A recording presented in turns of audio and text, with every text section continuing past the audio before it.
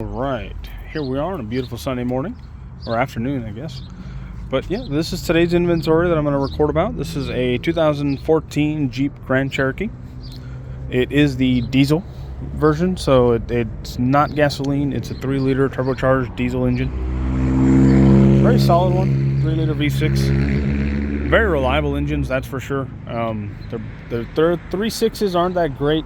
Their 5.7s are great. The 6.4s are great.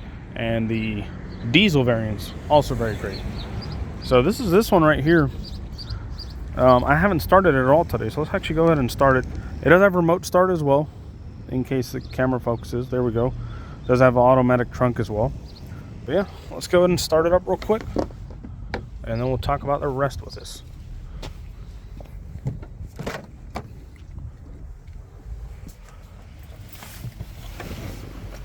So the current mileage is 177,270.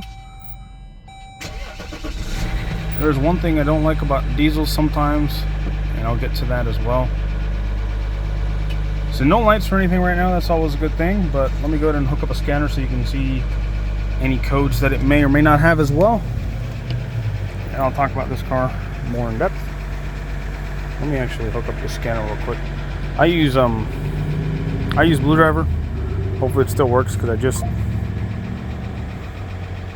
dropped it really bad too. So hopefully it still works. But let me actually just hook this up real quick. Okay, just plugged it back up. So in fact, let's just talk about the car real quick anyway while it's warming up. Then we'll scan it and check everything else as well. So yeah, it is an automatic, 8-speed automatic, very solid transmission. Super nice car. It is 4-wheel drive. It does have the I think it's called the Quadra 2 or whatever it was package, so that way you can actually adjust the 4-wheel drive modes, where you can make it to, I believe, rock, mud, sand, snow, as well as 4-low and hill assist and everything, and the neutral button for the transfer case and everything. But yeah, it is that Quadra 2 package. The only thing it does not have, which is why those two buttons at the end are blank, it does not have the air suspension. So ride height is not adjustable. It is standard and stock.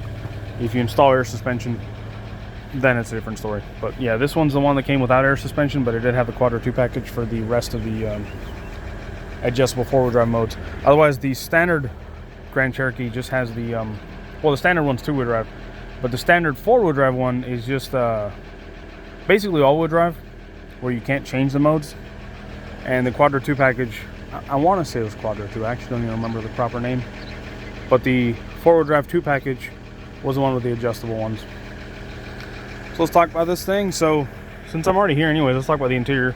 It is missing a little panel right there for the seatbelt thing, where I guess it just covers the seatbelt so you have access to, I guess, unbolt it or something. I mean, these commonly break off in a lot of cars if you're moving in and out of the seat, because, you know, it's just stuck right there, and if you move in and out, sometimes you can make it flex or make the seatbelt push up against it or something, and it sometimes just falls off. It was already missing when I bought the car, so it is what it is. It is a one owner, by the way. This is a one owner car. I'm not obviously the owner. Or technically I'm the owner now, but I'm not owner number 2 or owner number 1. I'm a retailer, so I own the vehicle now, but whoever buys it from me is going to be considered owner number 2. So it is a one owner vehicle. It does have the original floor mats right there. The carpet's a bit rough over here. Otherwise, pretty good. It's really just rough on the edge that wasn't covered by that floor mat. So that's that right here. I do have a little car mount installed that I just haven't had time to take out. I have been using this vehicle. I was using it for about a whole year now, actually. I put about 25,000 miles on it. I love this thing. It's just time to move on with it and time to part. I have something else I like now that I'm driving around. So I guess the benefit of being a retailer or a wholesaler is I get to swap cars every once in a while. So I bought this one and kept it for business use, and now I'm just selling it since I have something else now. Alright, so here we are in the back. You do have the rear air vents as well. You do have the 115 volt adapter right here. You have 2 USBs right there. You have heated seats in the back and in the front, and you can always adjust this to Well, I guess they both show feet right now. Oh no, one's knees, one's foot, of course, because this is low. So it's not going to be face. So knees or feet, you can always adjust the vents over there. That's that right there. The foot vents are down there. It does have the panoramic moonroof, so that does work. It is operable. Pretty standard buttons up there on the overhead console. For the sunroof or moonroof, whatever you want to call it, the trunk button and sunglasses holder. Seats are in pretty good shape, actually. That's always a solid. I mean, with this many miles, seats are still in very good shape. I don't know how many people the first owner used to ride with or had in their car, but even for the front seat, still solid. That's not in bad shape at all. Only this one has some, like, really just wear. It's not even ripped or anything. Still plush, still nice. Pretty solid seats. Let's move on to the trunk real quick. Make sure the rest of the car, just in case, is unlocked.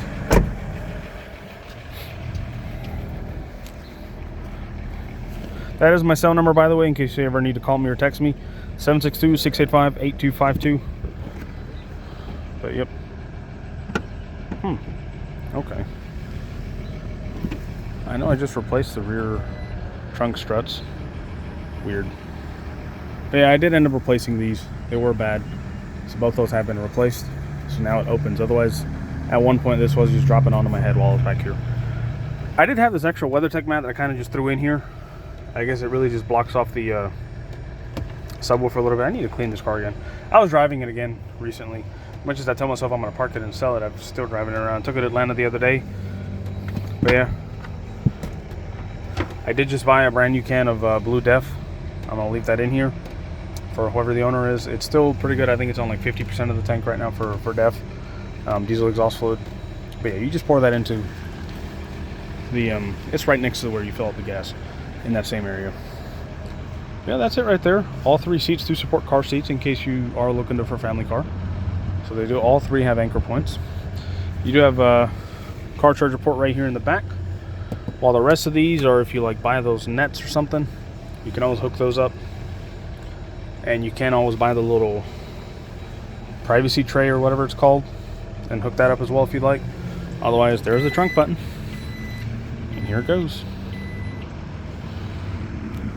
It does have a tow package from factory.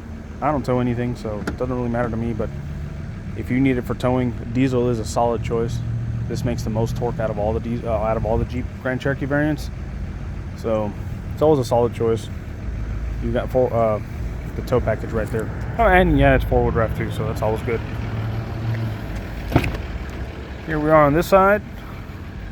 Still pretty basic. Oh, it does have the mats. I forgot to mention those in the back as well. It does have that. Nothing different about it over here. I did put these tires on brand new when I bought the car. They have seen obviously 25,000 miles. So they are probably right around like 50% tread or maybe just a little bit lower. Overall, still pretty good tires.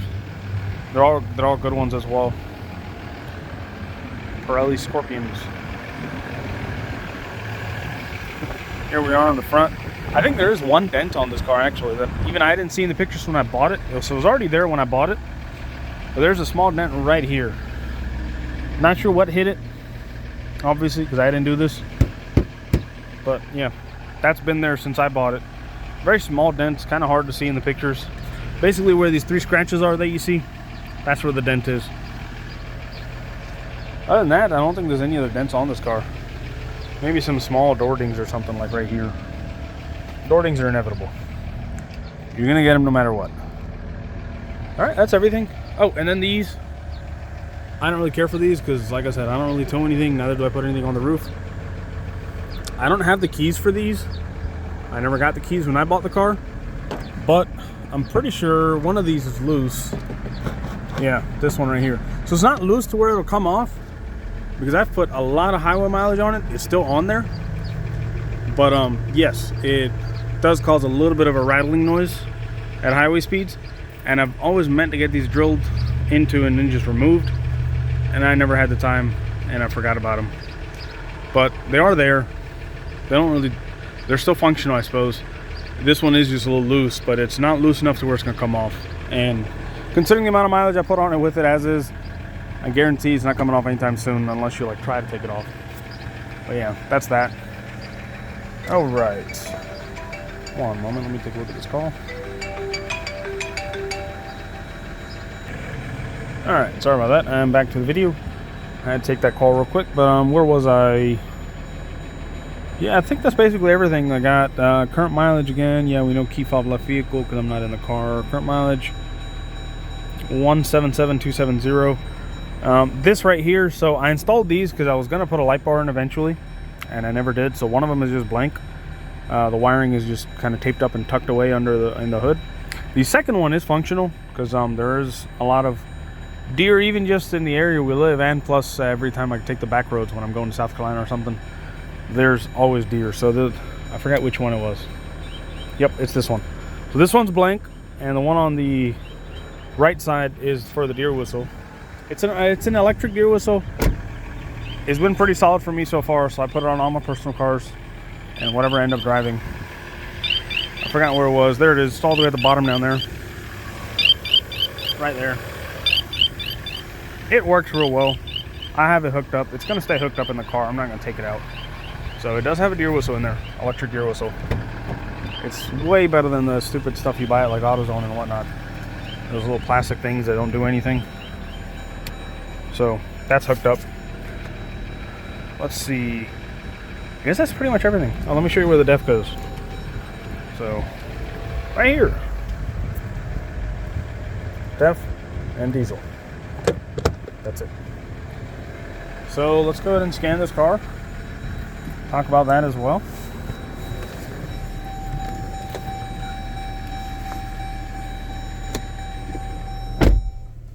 Let me turn the AC on while I'm in here anyways. AC and heat do work. I can guarantee that. I know you're not going to be able to tell in the video, but it works. I won't make the fan too loud because I don't want it to mess up with my video. But yeah, let's go ahead and scan this car, see if there's any active codes or not. So let me just open this real quick.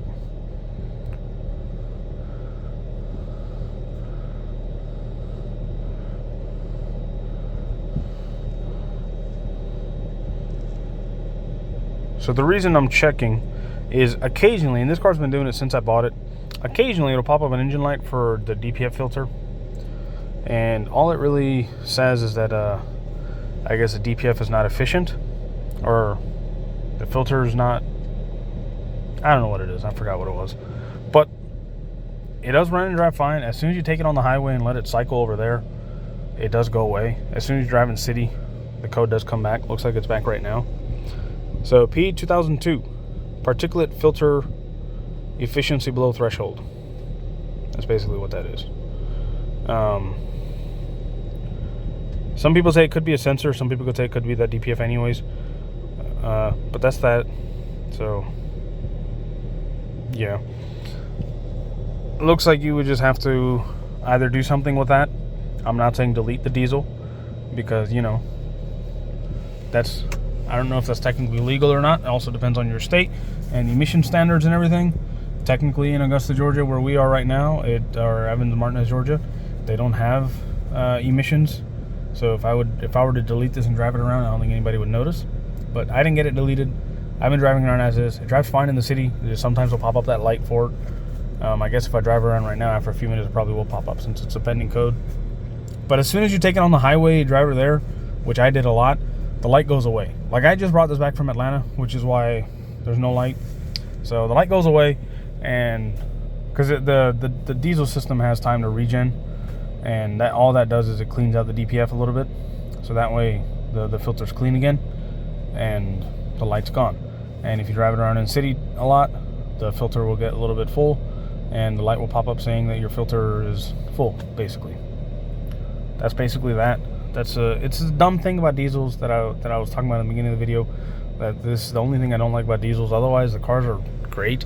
If anything, diesels are more reliable. They run and drive great. I mean, you can see 177,000 strong miles. I haven't had to do anything except for the brakes, the tires, and just regular oil changes and regular putting def in it and stuff. The only thing I've done to it since I've had it was the brakes and tires. Oh, and the front struts. I replaced the front struts when I bought the car. They were clunking just a little bit. So front struts, brakes and tires. Otherwise, this thing's been pretty good. So that's that. But now when it comes to the rest of this, it runs and drives real nice. There is one thing that just happened recently. This right here, so oil temp right now is perfectly good. The coolant never gets hot. Never overheats. It gets up to where it needs to go. That's pretty good. Recently I discovered that the oil temp can get a little bit high. Like, I think it's supposed to sit around 205 for regular driving and up to about 230 to 240 for towing. And if it goes anywhere past that, then your engine oil is just running a bit hot. Now what that means is either the oil cooler is a bit clogged or needs to be replaced. Considering the mileage, it probably needs to be replaced. So I am going to have that done. If I do have that done, it's a kind of an expensive repair. It's like almost $1,000 or so. It's going to be a bit... I'm not going to be able to negotiate that heavy on the price for that reason, but I'm still willing to sell it as is too. Just the oil might be running hot, so which you don't want to do. So I'm not going to say drive it like that, because you definitely shouldn't. But yeah, I'll be taking care of that as soon as possible. Other than that, the car runs and drives great. You don't notice anything. Now, like I always offer everyone, I try to be as transparent as I can be with the car. Everything that I know about it, I'll tell you. But you're still more than welcome to have this car inspected. If you're coming from out of town, I do not mind meeting you at any shop within Evans or Martinez. And just for reference, that's zip code 30809 or 30907. I can meet you at any location that you choose to, and you can pay in whatever location it is that you choose. You can pay them their pre-purchase inspection fee, which for some places might be $20, like it is at Tires Plus. Some places it might be like $80, like at Pep Boys and stuff, or Pep Boys NTB and them. And then some places like Christian Brothers and Mark Johnson, them, it's just an hour of labor. It's going to be 150, 170, 120, depending on whatever someone charges, which I think the going hourly rate these days is like 150 at most mechanic shops. Now, these prices that I told you are subject to change depending on the shop, because obviously I don't work for any of those places. I'm just telling you prices that I've seen recently with other customers. And all these places that I mentioned do pretty good thorough inspections as well. So, as long as you're getting a nice pre-purchase inspection.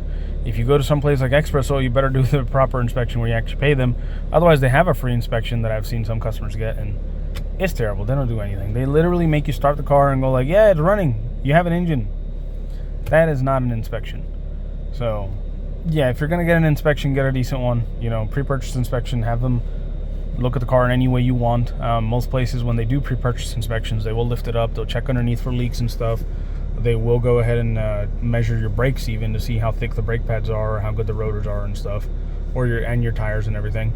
So, and they'll take it on a quick test drive to make sure a car runs right. This car shouldn't have any issues, minus that DPF thing that comes and goes. And obviously, and even that isn't really an issue. Depends on how it is. You can research this as well. I've had this car for a whole year. I put 25,000 miles on it. I haven't had any issues with it, and it's always been coming and going since I've been driving the car.